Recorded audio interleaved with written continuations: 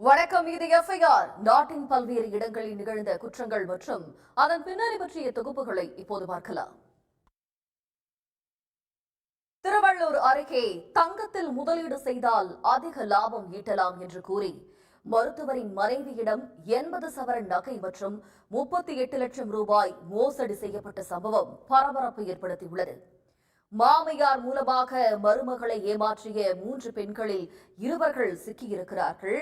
தலைமறைவான மற்றொருவர் சிக்குவாரா? கடலூர் அருகே பிரபல நகைக்கடையில் சுமார் 5 கோடி ரூபாய் மதிப்பிருக்கும் போலி ஹால்மார்க் தங்க நகைகள் பறிமுதல் செய்யப்பட்ட சம்பவம் பரபரப்பை ஏற்படுத்தியுள்ளது. நகை பிரியர்களை அதிர்ச்சிக்குள்ளாக்கியிருக்கும் இந்த சம்பவத்தின் பரபரப்பு பின்னணி என்ன?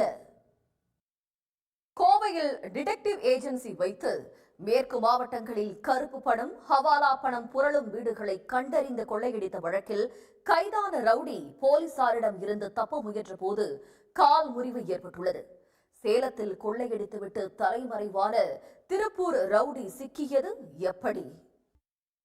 எஃப்ஐஆரில் தொடர்வது சிறிய இடைவேளை.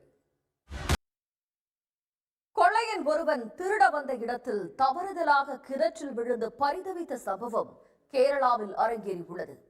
இரவு முழுவதுமாக இடுப்பளவு நீரில் நின்று கொண்டிருந்த நபர் மீட்கப்பட்டது எப்படி? இத்துடன் நிறைவு பெறுகிறது. நன்றி, வணக்கம்.